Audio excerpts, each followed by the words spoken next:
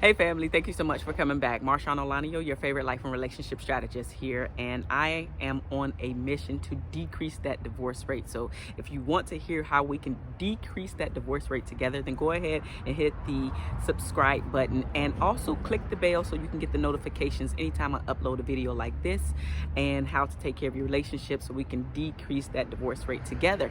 And I know that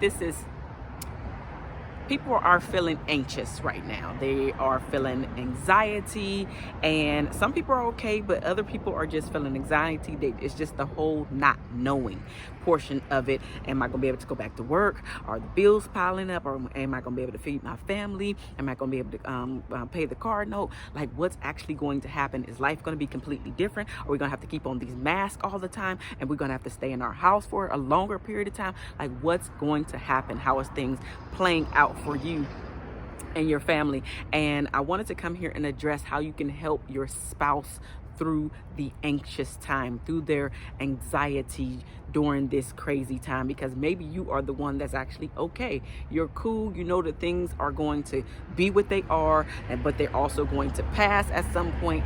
You are a-okay, but you notice that your spouse is not handling things really well. You're noticing that they're more snippy. You're noticing that they even have that worried face, or they might be verbally saying things to you that I don't know, like, I don't know how I'm gonna pay this. I don't know how we're going to get through X. I don't know. They're just basically saying, I don't know, or they're just having that worried look. And so I want to come to you and give you 5 ways to help your spouse through the anxious times. And this can also apply to your friends.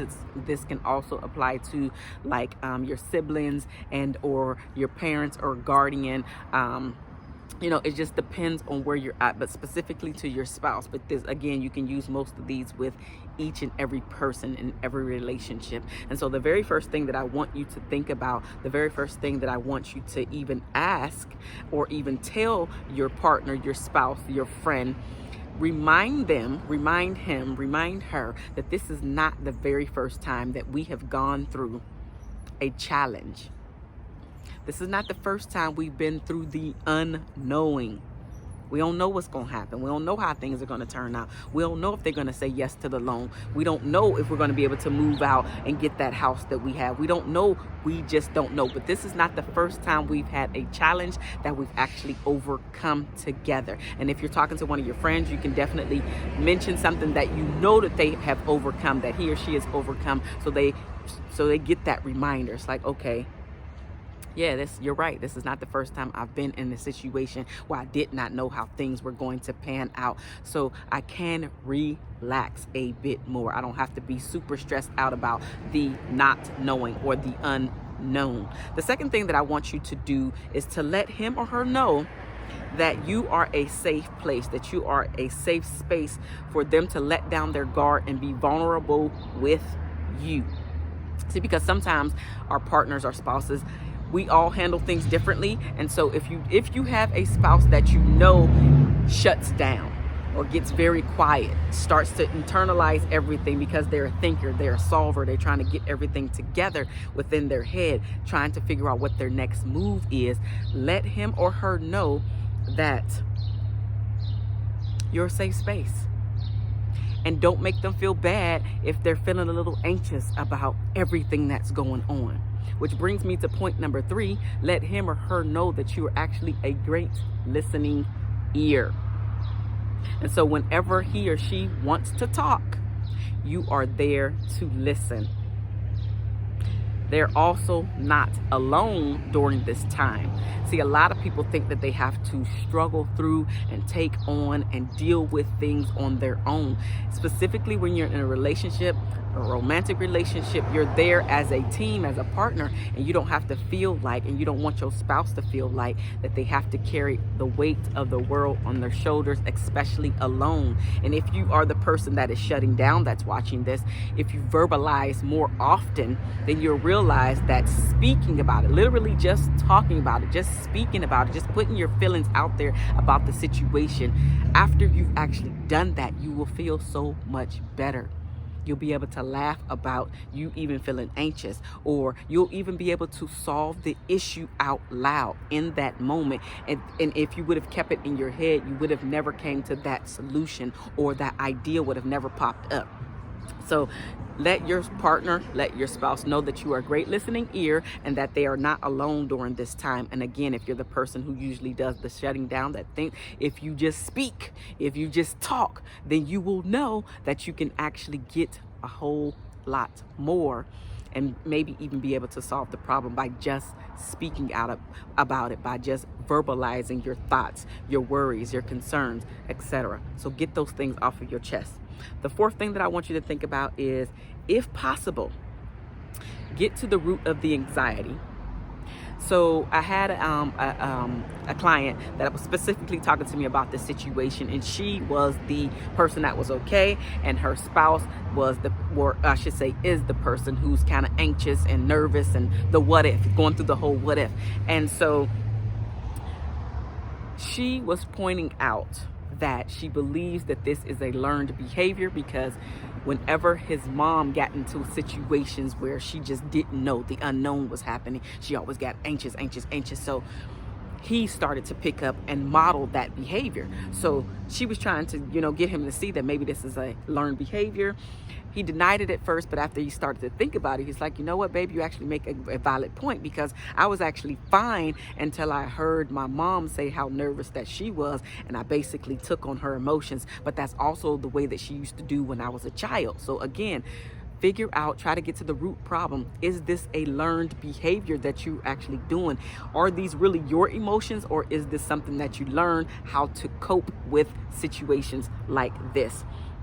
Another thing is, have you ever experienced something like this before that kind of shook you up, shook up your world, maybe even shook up your finances, shook up everything that you know to be normal, and now it's like, holy crap, I do not want to experience that thing again. So going back to my client, her husband grew up pretty poor, and he did not want to think about going back to those conditions that he grew up in as a child. So again, if you can get to the roots of why you're feeling anxious, why the anxiety is starting to come up out of nowhere per se, then you can actually talk yourself through it.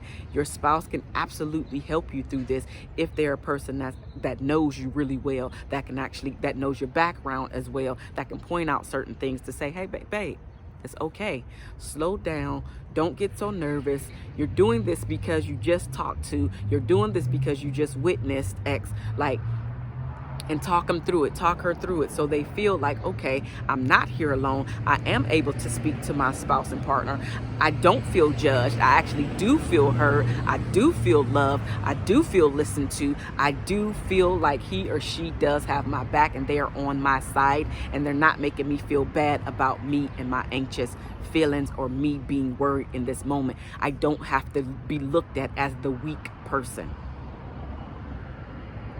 So if you can get to the root of it, that is going to really solve a lot of it. And then the last thing that I'm going to mention is prayer. How often are you guys praying about the situation, the issue, the thing that's making you very nervous? Are you praying about it separately? Are you guys praying about it together? Because here's the thing. Faith is pretty much all we have, and especially in the dark times. That is one thing that can totally get you out of a situation. Anytime. I can't stress anytime enough. Anytime I feel like something is weighing heavy on my heart, and I really do take it to God in prayer, by the time I'm finished with that prayer, I am like, I would have been like this. And by the time I finish praying, like literally exhaling, because I feel so much better. And I know that it is not my burden to carry. It's not my burden to carry. This is why I'm bringing it to God's attention, and I'm speaking to him verbally, because I want him to know that, yes, I know you know everything, but I need for you to pay attention to me right now so you can help me through this thing right now. I don't want to carry around this burden. You told me to give it to you, so that's exactly what I'm doing, so I can be good. so I can let you do your magic. I know it's not magic, but work with me. So I can let you do your magic behind the scenes, and I'm cool in the forefront, not really knowing what you're working on back here. And then all of a sudden, when I do that, guess what happens? Things just start to unfold. They start to unfold the way that I knew that they always would. It's just the human side in you, the human side in me is going to come out, is going to spill over, and we think that we have to take on that worry time. You do not give it away. Talk it out. If you're not a spiritual or religious person, if you're not a Christian, journal it out. Talk to your friend, talk to your therapist. Talk therapy definitely works. Exercise definitely works. Meditation works. Do what works for you. Prayer works for me. Exercise works for me. But not carrying around that weight. If it works for me, it can work for you too. But these are 5 ways that you can be there for your anxious spouse, so they feel like they are loved, heard, and you guys are continuously keeping the connection with one another and deepening your relationship. And of course, you guys are evolving together, because maybe this is a new thing, the first time that this thing has ever popped up. Maybe this is the first time you've ever seen your spouse in this situation, and then they'll be able to look back on times like this and say, you know what, you do have my back. As much as I thought you did, I really know that you have my back. Ladies and gentlemen, I am MarshaunO, your favorite life and relationship strategist, and I will talk to you guys very, very soon. Again, if this is your first time here, hit that red subscribe button or the icon with my face. I will see you guys very, very soon. Peace.